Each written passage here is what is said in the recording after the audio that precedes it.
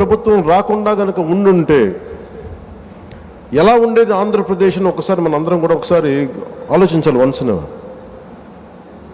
ఎందుకంటే మేమందరం కూడా గౌరవ ముఖ్యమంత్రి గారి దగ్గర నుంచి లోకేష్ గారి దగ్గర నుంచి ఎవ్వరం కూడా ఏదో ఒక నెపం గొడవ పెట్టి ఏదో ఒకలా ఇబ్బందులు పాలు చేసి ఇబ్బందులు పెట్టడానికి, జైల్లో పెట్టడానికి అలాంటి స్థాయిలోకి వచ్చేసారు. ఏదన్నా మాట్లాడదామంటే రౌడీ మూకలు, నిస్సహాయతతో కూడిన అధికారులు, లేదా వంతపాడే అధికార యంత్రాంగం, వీటన్నిటి మధ్యలో విలవిల్లాడిపోయింది రాష్ట్రం. ఏదైనా మాలాంటి వాళ్ళు వచ్చి మాట్లాడి చెప్దామంటే మమ్మల్ని అలా ఇలా ఇబ్బంది పెట్టాలి, మా కుటుంబ సభ్యులతో సహా.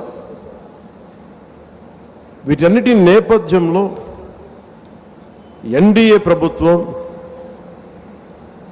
సుదీర్ఘమైన అనుభవం ఉన్న చంద్రబాబు గారి నాయకత్వంలో తెలుగుదేశం పార్టీ, భారతీయ జనతా పార్టీ, జనసేన ఇవన్నీ కలిసి కూటమి ప్రభుత్వాన్ని ఏర్పాటు చేయడానికి, నిలబెట్టడానికి ముఖ్య ఉద్దేశం ఒక సుపరిపాలన అందించాలి, అడ్మినిస్ట్రేషన్ విత్ అన్ అకౌంటబిలిటీ, ఒక రెస్పాన్సిబిలిటీ తోటి ముందుకెళ్ళాలి అన్న ఉద్దేశంతో మేమందరం ముందుకొచ్చాం. ప్రజలు దాన్ని గుర్తించారు, ఆదరించారు. ఈ ప్రభుత్వానికి, ఈ కూటమి ప్రభుత్వానికి అండగా నిలబడ్డారు. ఆంధ్రప్రదేశ్ ఇప్పుడు స్వర్ణాంధ్రప్రదేశ్ దిశగా అడుగులు వేస్తుంది. ఈ మార్పు తీసుకురావడానికి ఒక యుద్ధమే చేయాల్సి వచ్చింది. ఆ పోరాటానికి ఫలితం వచ్చి ఏడాది పూర్తయింది. చీకటి నుంచి వెలుగులోకి ఇప్పుడిప్పుడే వస్తున్నాం. ముందుగా రాష్ట్ర ప్రజలకి తెలుగుదేశం, భారతీయ జనతా పార్టీ, జనసేన కూటమికి అద్భుత విజయాన్ని అందించిన రాష్ట్ర ప్రజలకి ఈ సుపరిపాలనకి ఏడాది వచ్చిన సందర్భంగా మేము మీకు ప్రత్యేకంగా కృతజ్ఞతలు తెలియజేస్తున్నాం. రాష్ట్ర ప్రజల రుణం తీర్చుకునేందుకు గౌరవ ప్రధాని శ్రీ నరేంద్ర మోదీ గారి మార్గనిర్దేశకత్వంలో, పాలనలో అపార అనుభవం కలిగిన గౌరవ ముఖ్యమంత్రి శ్రీ చంద్రబాబు నాయుడు గారి నాయకత్వంలో కూటమి ప్రభుత్వం నిరంతరాయంగా కృషి చేస్తున్నాం. ఒకవైపు కుదేలైన ఆర్థిక వ్యవస్థ, అస్తవ్యస్త విధానాలతో ఉన్న ఈ నడిపిన ప్రభుత్వాన్ని తిరిగి గాడిని పెట్టడానికి గౌరవ ముఖ్యమంత్రి గారి అపారమైన అనుభవం మా అందరికీ ఎంతో బలాన్ని ఇస్తా ఉంది.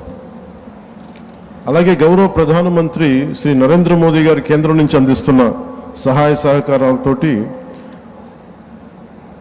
ముఖ్యమంత్రి గారి పాలనా దక్షతతోటి, మంత్రివర్గ సహచరుల మద్దతుతోటి స్వర్ణాంధ్రప్రదేశ్ విజన్ 2047 వికసిత్ భారత్ లక్ష్యాల సాధన దిశగా ముందుకు వెళ్తూ ఉంది. ఈ మధ్యనే మనం 11వ అంతర్జాతీయ యోగా దినోత్సవం సందర్భంగా గౌరవ ముఖ్యమంత్రి శ్రీ నారా చంద్రబాబు నాయుడు గారి నేతృత్వంలో ఎన్డీఏ కూటమి ప్రభుత్వం విశాఖపట్నంలోని బీచ్ రోడ్లో 3 లక్షల పైచిలుకుతో మందితో నిర్వహించిన యోగాంధ్ర కార్యక్రమం ప్రపంచ రికార్డు సృష్టించింది. అలాగే రాష్ట్ర ప్రభుత్వ పథకాల్లో నేను చాలా సందర్భాలు అడిగేవాడిని ముఖ్యమంత్రి గారిని. ఎలక్షన్ సమయంలో మనం ఈ సూపర్ 6 ఇలాంటివన్నీ ఎలా చేయగలం ఏంటని మాట్లాడితే ఆయన ఎప్పుడు కూడా అనేది ఏంటంటే, డెవలప్మెంట్తో పాటు మనం వీటిని ఏవైతే ప్రజలకు అవసరం అయితే ఉన్నాయో అవి కూడా ఇవ్వాల్సిందే మనం అని చెప్పేసి, ముఖ్యంగా ఆయన 3,000 దాకా ఉన్న పెన్షన్ని ఆయన రాగానే 4,000కి పెంచగలిగారు. దివ్యాంగులకు ఇచ్చే పెన్షన్ 3,000 నుంచి 6,000. దివ్యాంగులు కొన్ని సంవత్సరాలుగా నా దృష్టిలో ఉంది, అందరూ ముఖ్యమంత్రి గారి దృష్టిలో ఉంది, మాకు పెంచండి అని అంటుంటే అది కుదరలేకపోయింది ఎవరికి, ఏ ప్రభుత్వానికి కూడా.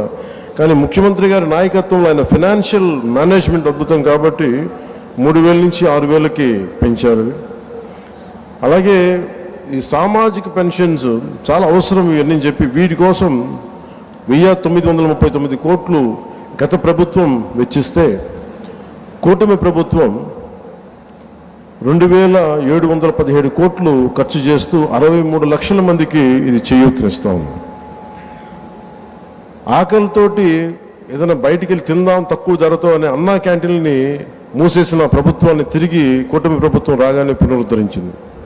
204 అన్నా క్యాంటీన్లు తిరిగి ప్రారంభించి సగటున రోజుకి 3 లక్షల మంది ఆకలి తీరుస్తాం. అలాగే దీపం పథకం ద్వారా తొలి విడతలో 1.15 కోట్ల గ్యాస్ సిలిండర్లని ఉచితంగా అందించారు. ఈ పథకం కోసం కూటమి ప్రభుత్వం 5 ఏళ్లలో 13,423 కోట్ల మొత్తాన్ని ఖర్చు చేయటం. అలాగే మత్స్యకారు సోదరులకి దాదాపు 1,22,965 మందికి 266 కోట్లు అందజేసిన 20,000 రూపాయలు చొప్పున. అలాగే నారా లోకేష్ గారు ప్రత్యేకించి ఆయన తీసుకున్న ఈ ఇరిగేషన్ ఈ శాఖల ద్వారా ప్రత్యేకించి నాకు వ్యక్తిగతంగా నచ్చింది అని చేసింది డొక్కా సీతమ్మ మధ్యాహ్న భోజన పథకం పెట్టడం. ఎంతసేపు ప్రభుత్వ పథకాలకి గత ప్రభుత్వంలో ఆయన పేర్లు పెట్టుకోవడం, వారి పేర్లు పెట్టుకోవడం కంటే కాకుండా ఎవరైతే సమాజానికి ప్రేరణగా ఉన్నారో అలాంటి వారి పేర్లు పెట్టడం మనస్ఫూర్తిగా సర్వేపల్లి రాధాకృష్ణన్ గారి మన స్కూల్ కిట్స్ అందించడం, ఇలాంటి చాలా రెవల్యూషన్ నిర్ణయాలు తీసుకున్న నారా లోకేష్ గారికి నా ప్రత్యేకంగా నా ధన్యవాదాలు తెలియజేస్తాను. ఇట్స్ క్వైట్ ఇన్స్పైరింగ్ అనిపించింది. అలాగే తల్లికి వందనానికి దాదాపు 67 లక్షల మందికి పైగా విద్యార్థులకు లబ్ధి చేకూరింది. ఈ మొత్తంలో 1,346 కోట్లు పాఠశాలల అభివృద్ధికి వెళ్తూ ఉంది. 10,000 చొప్పున 10,091 కోట్లు ఖర్చు చేస్తున్న ఈ పథకం 67 లక్షల మందికి పైగా లబ్ధి. గత ప్రభుత్వం జాబ్ క్యాలెండర్ పేరిట మీద యువతని సరిగ్గా వదిలేసింది. ఒక్క డిఎస్సి కూడా నిర్వహించిన పాపాన్ని పోలేదు. కూటమి ప్రభుత్వం వచ్చిన వెంటనే 16,347 ఉపాధ్యాయ నియామకాలకు మెగా డిఎస్సి నోటిఫికేషన్ విడుదల చేసింది. వైసీపీ హయాంలో ఉపాధి కోసం యువత పక్క రాష్ట్రాలకు వెళ్ళిపోయే పరిస్థితుల్లో కూటమి ప్రభుత్వం నారా చంద్రబాబు గారి నాయకత్వంలో 20 లక్షల ఉద్యోగాల కల్పన దిశగా చాలా బలమైన ప్రణాళికలు సిద్ధం చేస్తూ ఉంది. 6,100 పోలీసు ఉద్యోగాల నియామకాలకు చర్యలు తీసుకుంది.